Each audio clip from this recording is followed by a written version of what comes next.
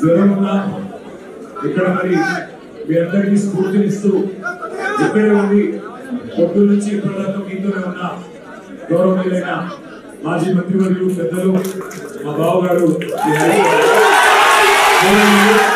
శాసన మండలిలో ప్రతిపక్ష నాయకులు పెద్దలు మాన్యులు నరసింహాచారి గారు, గౌరవనీయులైన ఎమ్మెల్యేలు, గౌరవనీయులైన ఎమ్మెల్సీలు, గౌరవ ఎంపీలు, అదేవిధంగా గౌరవనీయులైన వివిధ నియోజకవర్గాల ఇన్ఛార్జీలు, అదేవిధంగా ఈరోజు మరి చాలా చాలా ప్రాంతాల నుంచి తరలి వచ్చిన మా అన్నదమ్ములకు, మా ఆడబిడ్డలకు, అందరికీ సిరిసిల్ల నుంచి కూడా వచ్చిన హృదయపూర్వకంగా నమస్కారం. మా మీడియా మిత్రులకు కూడా కొంత అసౌకర్యం కలుగుతున్నా అప్పటి నుంచి పొద్దు నుంచి చాలా ఓపికగా ఉన్నందుకు మీడియా మిత్రులకు కూడా నమస్కారం, ధన్యవాదాలు.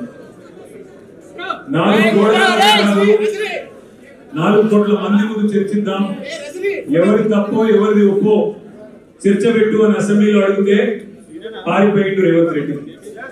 ఈ ఫార్ములా ఈ కార్ రేసింగ్ మీద నేనేదో తప్పు చేసిన అంటున్నావు కదా, కేసీఆర్ ప్రభుత్వం ఏదో తప్పు చేసింది అంటున్నావు కదా, దమ్ముంటే అసెంబ్లీలో చర్చ పెట్టు అని అసెంబ్లీలో కూడా పట్టుబట్టినాం, పారిపోయింది. 4 కోట్ల మందిని ఎందుకయ్యా 4 కోట్ల మంది ముందు మాట్లాడదామంటే పారిపోయింది. పోనీ ఇట్లా కాదు, ఈ బదనాం క్యాంపెయిన్ ఇంకెన్ని రోజులు నడుపుతావు, ఈ దేశంలో ఏ రాజకీయ నాయకుడు అనే విధంగా నేను అంటున్నా, నువ్వు ముందుకు రా, నేను తప్పు చేయలేదు, నిజాయితీకి ధైర్యం ఎక్కువ కాబట్టి అవసరమైతే లైట్ డిటెక్టర్ పరీక్ష తీసుకుంటా, నువ్వు కూడా ప్రభుత్వ పరంగా విధానపరమైన నిర్ణయం తీసుకున్నాము, తీసుకొని మరి కొంత డబ్బులు చెల్లించినాం. 1 రూపాయి కాదు కదా, 1 పైసా కూడా అవినీతి జరగలేదు. ఈడికెళ్ళి పైస పోయింది, అక్కడ ఉన్నది, ఇలా అవినీతి ఎక్కడ ఉంది అనే అవినీతి నిరోధక శాఖ అధికారులను అడిగినాం, సమాధానం లేదు.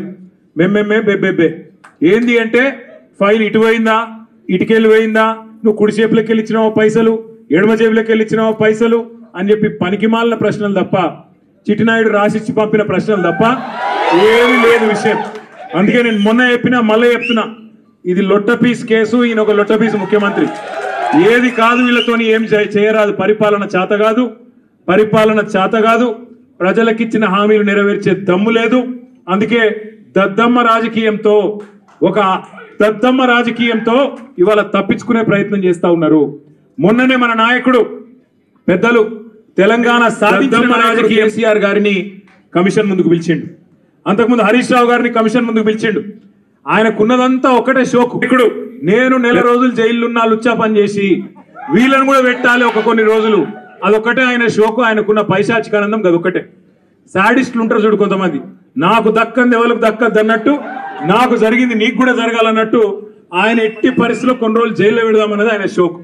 అందుకే నేను ఇలా అధికారులకు కూడా చెప్పిన, మీకు పైకి వెళ్ళి రావచ్చు ఆదేశాలు, ఇప్పటికే దబ్బన వస్తే పెడితే పెట్టుకోర్రా పోయి ఏముంది, మీరు పంపితే కూడా 15 రోజులు పోయేస్తా, ఏమున్నది, మంచిగా రెస్ట్ తీసుకొని వస్తా అని చెప్పిన. ఇప్పుడు కూడా మళ్ళీ చెప్తున్నా, తప్పు చేయలేదు, తలదించుకునే పని ఎంత మాత్రం చేయలేదు.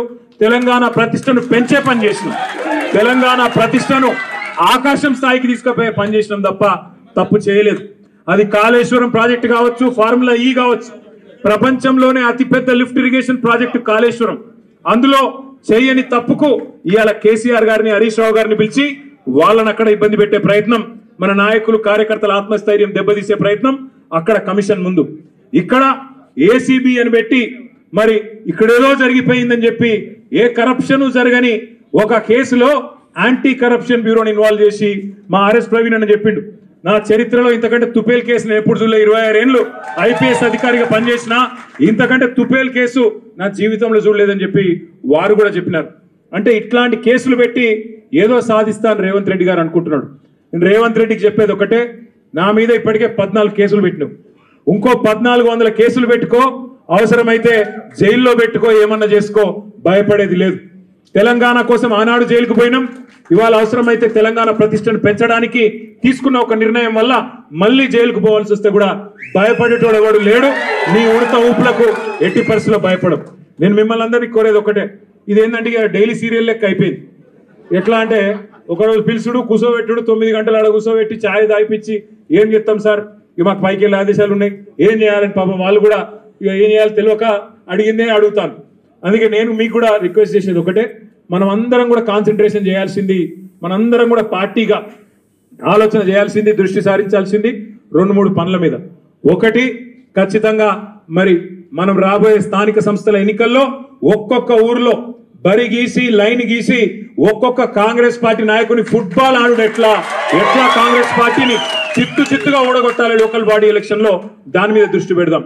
రెండవది, ఈ నెల 21వ తారీఖున కాళేశ్వరం ప్రాజెక్టు ప్రారంభించి సరిగ్గా 6 సంవత్సరాలు కాబోతా ఉన్నది. 2019 ఆనాడు జూన్ 21 నాడు మాన్యులు పెద్దలు మన తెలంగాణ తొలి ముఖ్యమంత్రి కేసీఆర్ గారు కాళేశ్వరం ప్రాజెక్టును జాతికి అంకితం చేసిన రోజు జూన్ 21.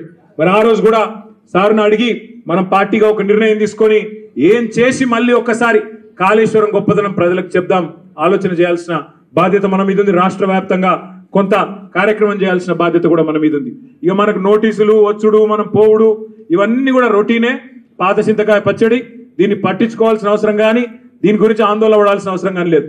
పెడితే గిడితే 15 రోజులు జైల్లో పెడతాడు, పైశాచిక ఆనందం పొందుతాడు తప్ప వాడు పీకేది ఏమీ లేదు. లొట్టపీసు భయపడేటోడు ఎవడు లేడు. రేవంత్ రెడ్డి గుర్తుపెట్టుకో, నీలాగా లుచ్చా పనులు చేసి 50 లక్షల బ్యాగులతో దొరికిన దొంగలు ఎవరు మా పార్టీలో లేరు. నీలాగా లుచ్చా పనులు చేసి అడ్డదారిలో పదవులు కొనుక్కొని ముఖ్యమంత్రి అవుడు, పిసిసి ప్రెసిడెంట్ అయ్యే లుచ్చా పనులు చేసినాడు ఎవడు కూడా లేడు. మన బాగా బాధపడ్డాడట రేవంత్ రెడ్డి. నేను హౌలా అన్నా, బాధపడ్డాడట. నేను అడుగుతున్నా ఒకటి, తెలంగాణ ముఖ్యమంత్రి అయ్యుండి జై తెలంగాణ అనకపోతే నేనేమనాలి? మరి ఏం పేరుతో పిలవాలి?